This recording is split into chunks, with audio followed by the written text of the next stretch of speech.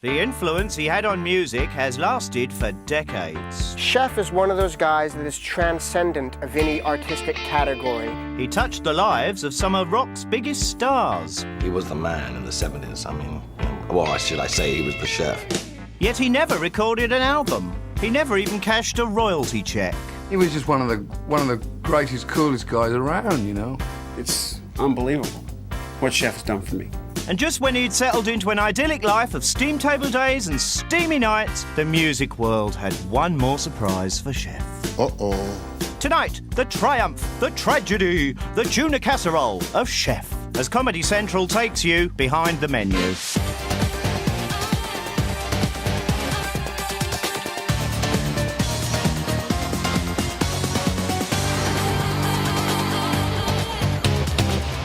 Chef is Totally a ladies' man. Large, humble, understanding, Phenomenal, compassionate, inspiring. great, special, and magical. That's Chef.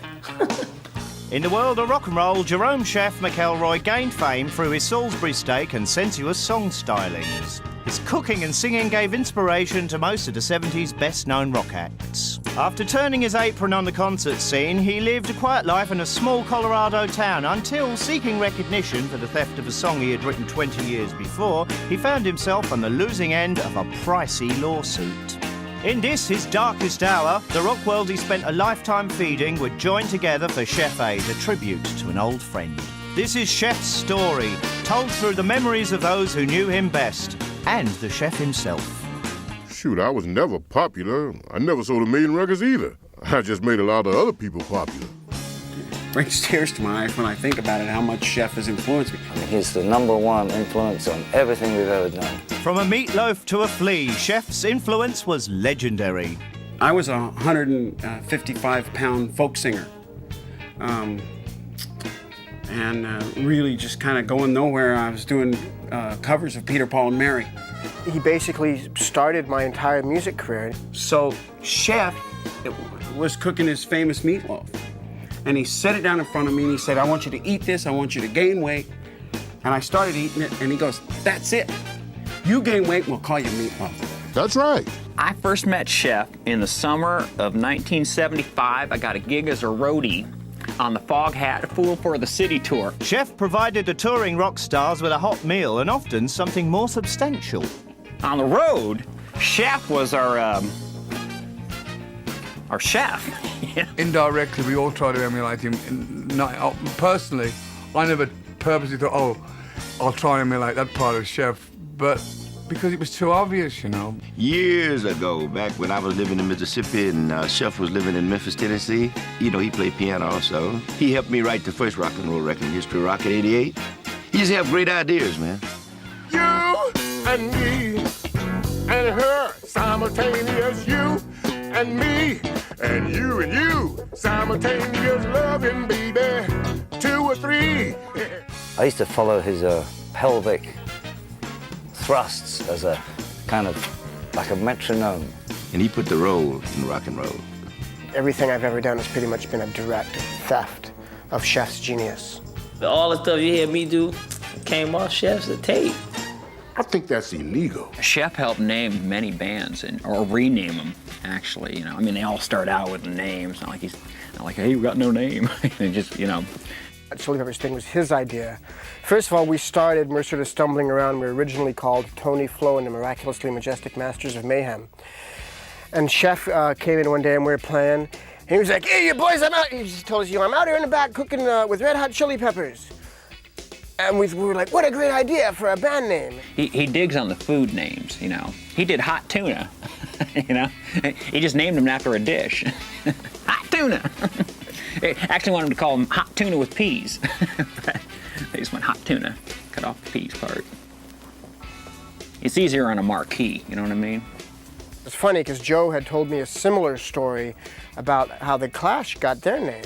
Chef came in and he looked at us and everybody was wearing like crimson and mauve and lime yellow.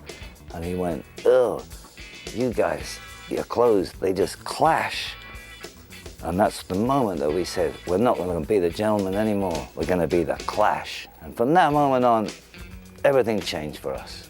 Just Chef, man. Chef just had this vibe, you know. Just being able to tap into Chef's idea of what art is, you know, it was as close to God as I've ever been. He really make my music sound real good, and he don't even know it. Thank you, Chef. I love you. Coming up later, a behind-the-menu video presentation from the Chef Aid album, Master P with Kenny's Dead. It's funny, it's a lot of humor in it, and it's a lot of fun.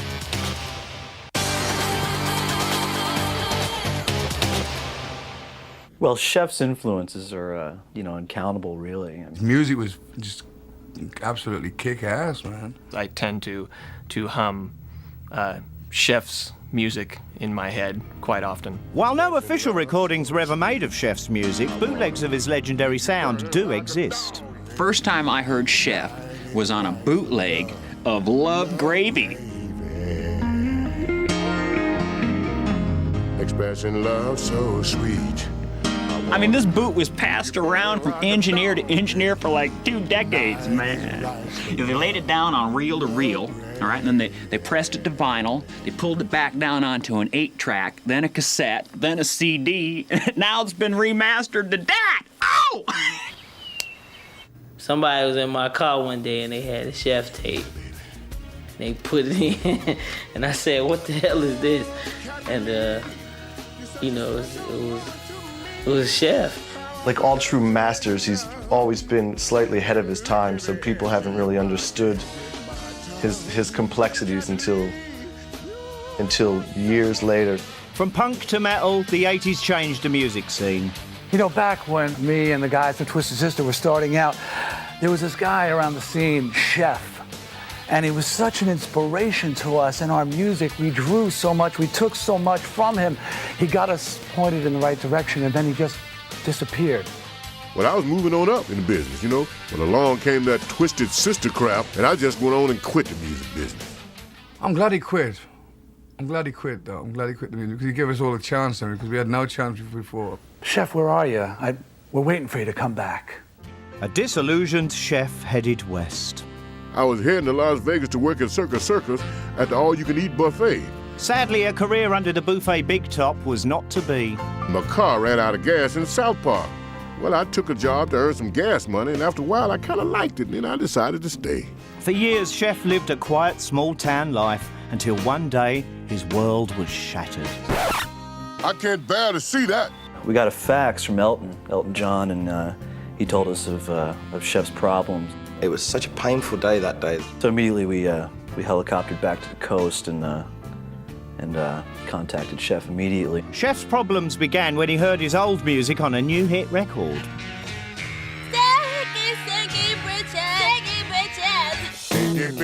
Recognizing each note as his own, Chef didn't demand cold hard cash. He only wanted his props. So many songs seem to sound familiar. There are only so many notes to go around.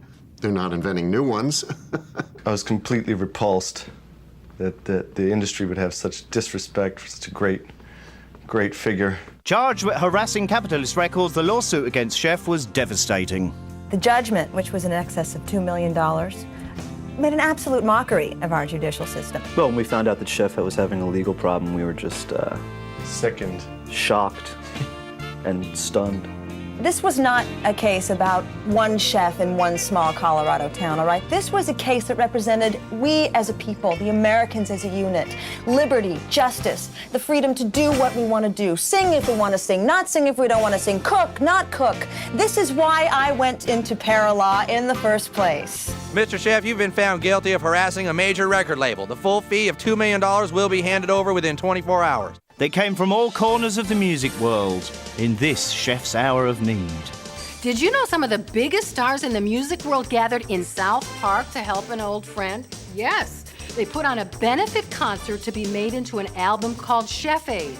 I heard that Chef was thrilled when all his rock pals showed up to help him. He said it's the most fun he's had since Katie Couric. And you know, she loves his Salisbury steak too. I mean, he's going through hard times right now. We're doing this Chef Aid thing for him. Being part of Chef Aid really, signifies what the '90s are about. You know, it's a group of people coming together to support a common goal.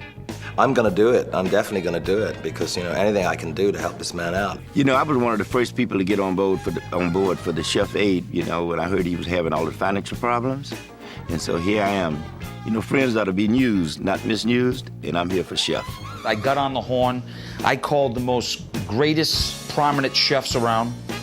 We went to farms, we went to chicken coops, we got the green beans, we got it all. We put on the most elaborate spread you could think of.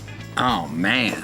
I want to tell you something. When people first heard that Chef was in trouble, man, they lined up around the block to help him out, man. I mean, it's been a real rock and soul reunion, you know. Okay, thanks for coming to Chef Aid, everybody. Are you ready to rock and roll?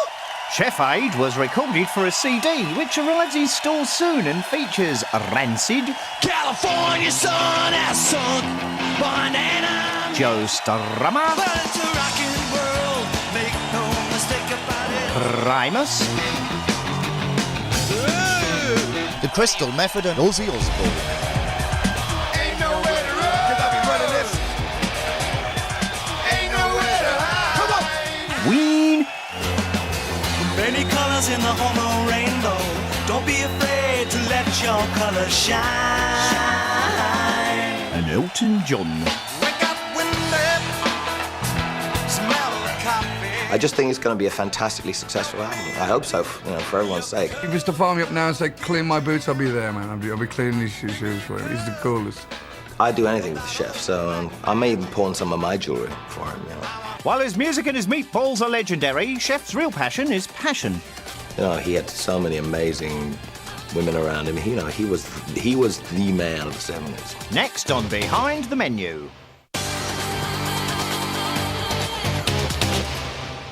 He taught us how to make the ladies love the music a little bit more.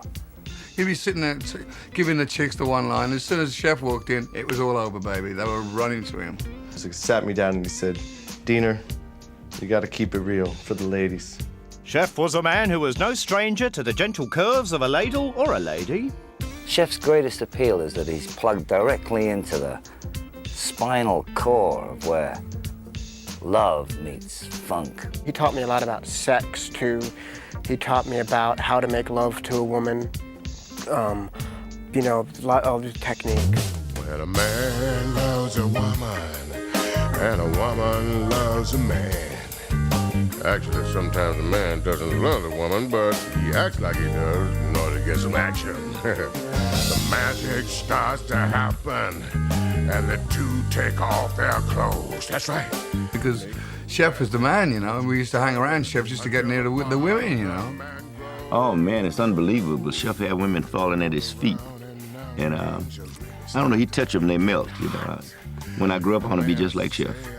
After the Chef had finished with the women, they weren't very workable, you know. He thought he'd do a number on them, you know. Very active in his day. Damn, woman. I just gave you sweet loving 5 minutes ago. You trying to kill me? Chef can make me come just by sitting across the room and winking. The chef's greatest appeal is those big, soft, smooth lips. Chef's greatest appeal is his Salisbury steak. If Chef's first love is love, then food is his mistress. He's got a good piece of beef there, you know, and he likes to cook some good beef, man. It's good. He made it with these little teeny potatoes, man. I mean, how could a potato get that small? In my opinion, the essence of Chef is BAM! It's just that. It's BAM! My first job in the music business was doing catering for Sly and the Family Stone. Cooking gigs with many of the era's greatest acts soon followed, and Chef's Dijon potato salad was served at the first Stone Soul picnic and caused many to hurry down. Famous Amos has the cookies. Well, I think if Chef pursued the Salisbury steak with some conviction, he could be the next famous Amos of the Salisbury steak world. If he walks away today, Chef's legacy would be good food, a good heart, and a dirty apron. And those little teeny potatoes, man.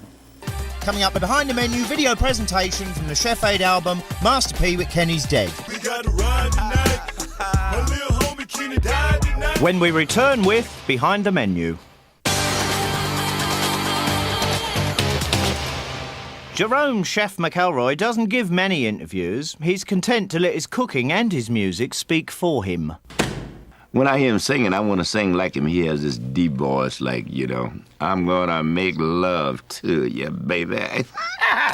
Low voice, before Barry White even, he was the man, he was happening.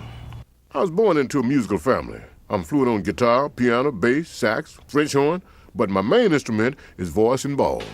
It just made me feel like, real butterfly, just happy. When I hear Chef sing, I'm transported to an ethereal plane. It's as if I'm swimming inside music. It's as if I lose control of my body, I forget where I am, I leave my body, and I'm just floating. We're all special in our own way. Everybody's different, but that's okay. Cause even though we might have different color skin, different points of views, be tall or thin, it doesn't mean I can't lay you down, woman, and touch your silky skin. Put my love deep inside you while no man has ever been. It's a remarkable thing that one person can bring that much joy to the world. To paraphrase Sweet, if I may, Chef is like oxygen. You get too much, you get too high, not enough, and you're gonna die. Chef gets you high, baby. You know what I mean? Chef. Chef's final course has not yet been served, but thanks to the outpouring of love and support from all his friends, and the proceeds from Chef Aid, of course, for now, Chef remains safely behind the menu. If we didn't have Chef in the world, soul would be governed by Michael Bolton.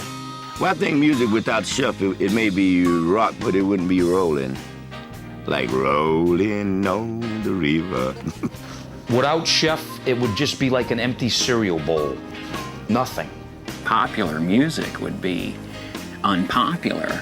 The world without Chef would be a horrible, miserable place. A world without Chef would be like a dull, gray, barren moonscape with tumbleweed blowing through, all dry and brittle, and no lush rivers oozing love and sincerity. It would just be unthinkable. Don't horrify me with a question like that. All y'all need Chef in your life, because he just make it better for the world. There was only one Beatles, there was only one Chef, there was only one Elvis. He was the man, he was happening. I just feel privileged and honored and really, really just amazingly fortunate to have been in his dharma. They say that, show business, it's all in who you know, and I know Chef. Oh, Chef was a movie that I scored back in 1971. I won an Oscar for it. It was about a black private... No, Chef. Who? And now, direct from the Chef Aid album, Master P with Kenny's Dead. Just doing my part, you know what I'm saying, and keeping it real, and I wanted to put a more realism side to what's going on. Times have been tough since I lost my job. This is my last quarter, son. I want you to take it to Las Vegas, and I want you to win $1,000. Don't come back without any dadgum winnings. This Master P. I'm down here in South Park. I just put $1 million reward up for any information on anybody who know who killed Kenny. You heard? We got to ride tonight. My little homie Kenny died tonight. That's what I said. We got to ride tonight. My little homie Kenny died tonight. Kenny's dead. We got to ride tonight. My little homie Kenny died tonight. That's what I said. We got to ride tonight. My little homie Kenny died tonight. Kenny started messing up, hanging with the thugs, cutting class in the fast sex and see weed and drugs. And I guess that's how it is when the ghetto got you trapped. But Kenny ain't scared. He seen his pops get his lips in. People lying they teeth on South Park Street. Oh, the was chillin', everybody run from the police. But what I liked about Kenny, he wasn't no crip or no blood. And he mumble when he talk, but he love that bud. We gotta ride tonight. My little homie Kenny died tonight. That's what I said. We gotta ride tonight. My little homie Kenny died tonight. Kenny's dead. We gotta ride tonight. My little homie Kenny died.